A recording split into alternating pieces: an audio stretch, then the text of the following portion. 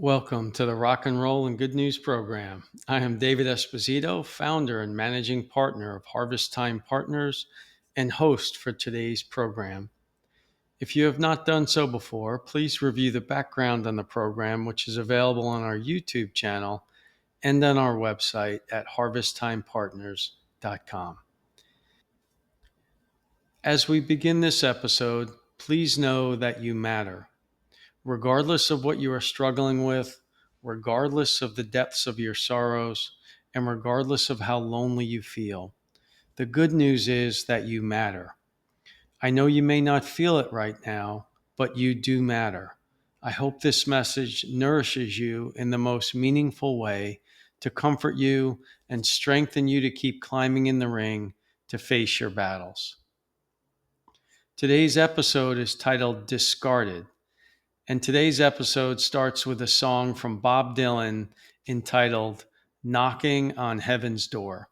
Please spend a few minutes listening to any version you can find on the internet. Welcome back. I hope you enjoyed that song. Bob Dylan has impacted generations with his words and music.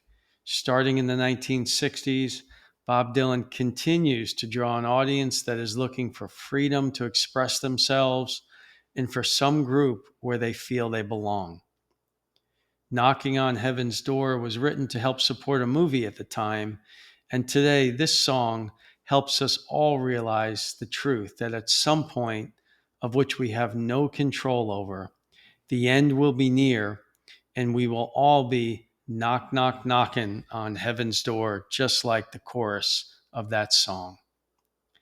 It is quite typical that during those thoughts about the end of our lives, we all become a bit reflective and try to piece together some understanding of the pain and suffering we endured, along with the joy and peace we encountered in our journey.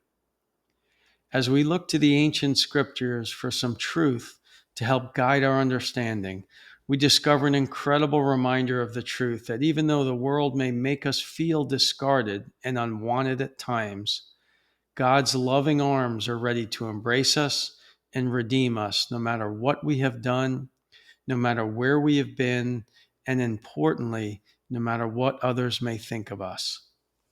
As we look into the ancient scriptures, the story most commonly referred to as the woman at the well, we find a story of redemption that we can all resonate with in the book of John, chapter 4, verses 3 through 42. Please take a moment and find a version of this scripture on the internet. The background of this situation is that Jesus has been ministering in a number of places and was beginning to develop a following which had the traditionalists at the time quite concerned. Jesus and his disciples were traveling to another town to spread their message when Jesus decided to take a break from the group and he went to sit and rest by a well in Samaria. As the story unfolds, Jesus meets a woman from the town coming to get water at the well during the middle of the day. As they engage in conversation, it is uncovered that the woman has been married 5 times and is currently living with another man.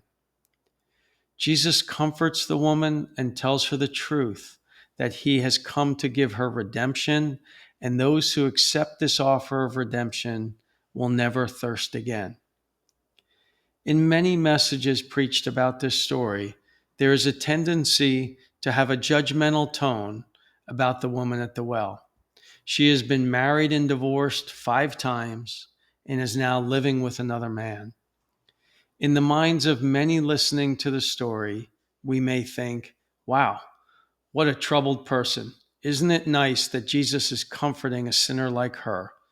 I am not as messed up as that, but it is nice to know Jesus cared about this troubled woman, and that makes me feel good.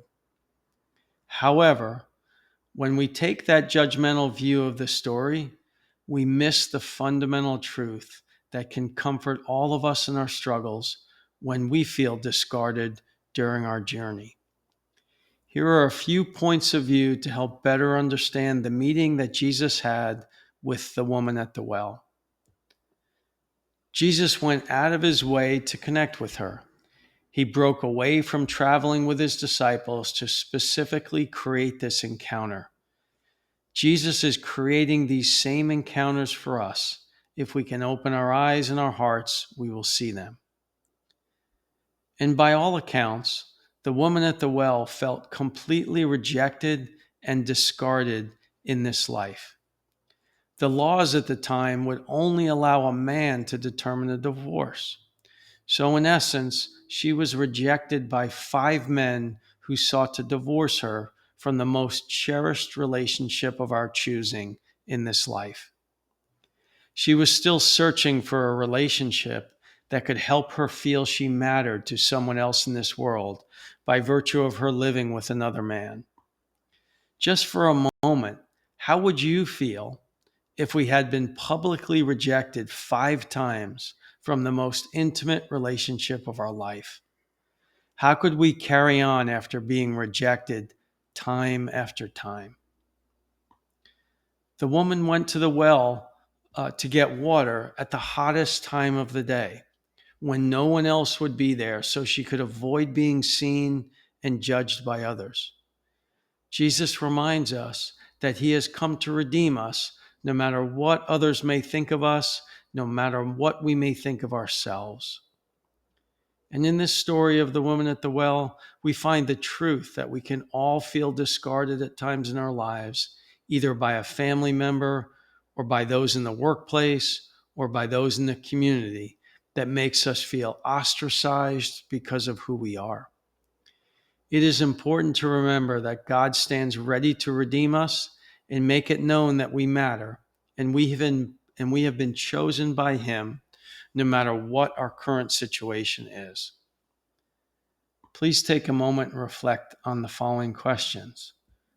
When have I felt rejected in my closest relationships? And what has been my typical response when I have felt rejected? And what could I do to be more effective in my response in the future to ensure I can be my best for those I care about most? As you continue along in your journey, please remember that we all experience feelings of rejection in this world, which can make us all feel alone. If you find yourself feeling rejected and in a dark valley today, please remember, number one, that God promises and is always faithful to accept us, no matter what others may think about us, and we should call on him in our time of need. And number two, please reach out to a close friend to talk things through, and please consider me as one of your friends today.